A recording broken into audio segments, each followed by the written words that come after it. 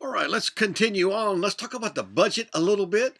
This especially works out when you get married and when we've talked about maybe when you're single and all that. But a budget time is when both of you, husband and wife, sit down and talk about, okay, it's May. So we're going to talk about June. Okay, what's our budget look like for June? What's coming up? We're going out of town. We do anything for vacation? We buying anything?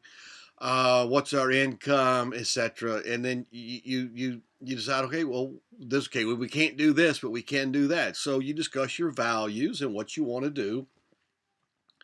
And what'll probably happen is the nerd will prepare the budget. Well, but then the free spirit's got to come in, then you talk it out. All right. So you don't have any conflict later on because you've already discussed about it. Okay. It's kind of like you both sign off on it. All right. So you both agree to it. That's what we're trying to do, minimize conflict. Now, on page 216, when it comes to talking about money with your parents, I mean, let's understand kids are different than their parents, and your parents grew up differently than you grew up. My dad grew up differently than I grew up. My dad grew up age 9. He had to start supporting himself, buy his own shoes, his own clothes. So he had to start working early in age. And my dad never got past the 8th grade. So that affects how he holds money, how he handles money. He loves to save money. He likes to have a lot of cash around the house, per se. I mean, because he knows what it was like to be poor and he doesn't want to go back to being poor. It's not a fun place to be. All right, so here's the deal. You can't control your parents, but what you can do is you can talk to them. Talk to them about money. What do you think? Run ideas by them, etc. Talk about your goals, you plan to get out of high school. You're looking at a couple cars. What you're going to do about college. What are you thinking about a career? And just get their feedback. Just have some honest, open conversations. And once again, you may see things differently than they do. And they might not approve of all of your decisions. I expect that. That's okay. Just make sure you respect your parents' decisions. That's all. Respect them, okay? One day you'll have kids and it'll come around, all right? Now, of course, when you're single, it's a little bit different ball game. You kind of like call your own shots. Well, you do, but that can be unhealthy. And it can lead to some unhealthy spending patterns, etc. Now, one thing you got to watch out for is time poverty, lack of time, you're busy, you get tired, fatigue sets in. And what happens is that can lead to some budget busters, all right? And so you got to be aware of impulse buying. Now, you got to be aware of impulse buying at every age. I mean, probably when you were 5, you saw something in the store and you wanted it right then. As you got older and you matured, there was less impulse buying. But there are people 50 years old and they're still like they're 5 and they see something, have to have it right away. So you want to be careful about impulse buying, especially when it's brought on by stress. Now, stress can do a lot of things. I mean, you can overeat or eat the wrong things. Hey, I heard recently, which is hard for me to believe, but I saw where this professor at a well-known university, and she's obese, she's way overweight, and she is blaming her obesity, at least part of it, on President Trump. I was a little astounded. I mean, you might not like the guy, but I don't know how he affects what you eat. But she's claiming that he's contributing to her stress. And then that makes her eat the wrong things or overeat or whatnot. Well, you can go through life, start blaming everybody else. But we just need to be aware of these things. What triggers our impulse buying? If it's going to Walmart and going down the toy aisle for your kids one day, then don't go down the toy aisle. Or don't go to Walmart, go to Food Line. I don't know, but you're going to have to figure out what causes the impulse buying and then what are the triggers, and let's pull back on some of those things, all right? Well, let's move on down the page on 217. A written plan gives you a little bit of control and some self-accountability. All right, so keep that in mind. Control's a good thing. Now, it's not a bad idea to have an accountability relationship. If you're single, it could be a sibling, could be a parent, could be a good friend.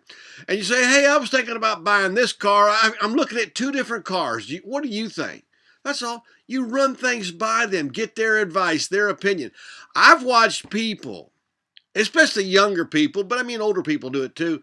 And I had a guy and he make this major decision, and I said, "Well, who'd you run that by? Who'd you talk to?" Nobody. Well, that decision led and blew up his family. It's crazy. Messed up his life. He had two little kids. Crazy stuff. If he'd have just asked some advice, he was on a great career path, and then he was going to change it just on the whim and didn't ask anybody's advice. Well, when you're single, it's good to have some kind of a accountability person, a partner that you can just run things by. All right. And you'll certainly want to discuss major purchases. And I mentioned the cars. All right. So let's keep that in mind. All right. Let's go to our money and review section on page 220. And I'm just going to kind of run through these answers for you. And as we wind down the book, won't be quite as many videos. I shouldn't have 4 on a chapter, but we're going to wind it up. And so here we go. Money review. Number 1 is the letter A. Number 2 is E. And number 3 is C. And 4 is D. And that only leaves letter B. That's number 5. Well, communicating, number 6, about financial issues and goals in a relationship can reduce conflict. Absolutely true. Number 7, when it comes to managing money, your personality and values have no importance. That is false. That is false. We used to always say that you can check out somebody's values by looking at their calendar and their checkbook. Although a lot of people don't really have checkbooks today, okay? But you got to keep a track of all your money anyway with a debit card or whatever. All right, number 8. Which of the following present challenges to managing money? As a single adult, all of them. A, B, and C. Number 9, when it comes to communicating with others about money, you should not, no, you manipulate, okay? Do not manipulate. Yeah, you listen to others, you pick the right time and place to talk about money, and then you're honest. But you don't manipulate, all right, in a conversation. Number 10, when married couples do not share goals and values and how they manage money, which of the following can occur? Conflict, stress, and divorce. All of them, all right? Wow. Money and relationships, values, huge, absolutely huge. All right, number 11, describe some general differences. And I gave you some, so you can kind of go back, review a little bit, all right? Number 12, how does communication about important financial matters in households reduce conflict? Well, you want to have shared goals and agree on spending, and there, think of some other things. Number 13, how does having a budget reduce conflict?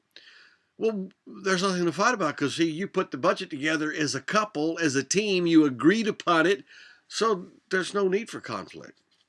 And number 14, summarize some of the challenges you'll face. Well, I mentioned fatigue. You go to college and, you got papers due, whatever, and last minute stay up late and you're tired. All right, so you got to deal with all that. Then there's that impulse buying, and then there's that, the old famous, I deserve it. Okay, so, just be careful there. And number 15, summarize ways you can overcome the challenges listed in question 14. Well, listen, we started off way at the beginning of the class with biblical principles, all right? That's just sound money management right out of the Bible. And then, of course, goals, having goals, how to get there. We've talked about our financial GPS. Remember, if we say, okay, age 65, and we just said $1 million, it'll probably be higher than that, but that's where we're traveling, that road. All right, so we already know the goal. All right, well, then we start doing our monthly budget that keeps us on that road. We don't want to take a different route now, or we won't wind up there. All right, well, I hope that helps you, and we'll come back in the next video. We'll get into chapter 11 and we'll talk about careers and taxes.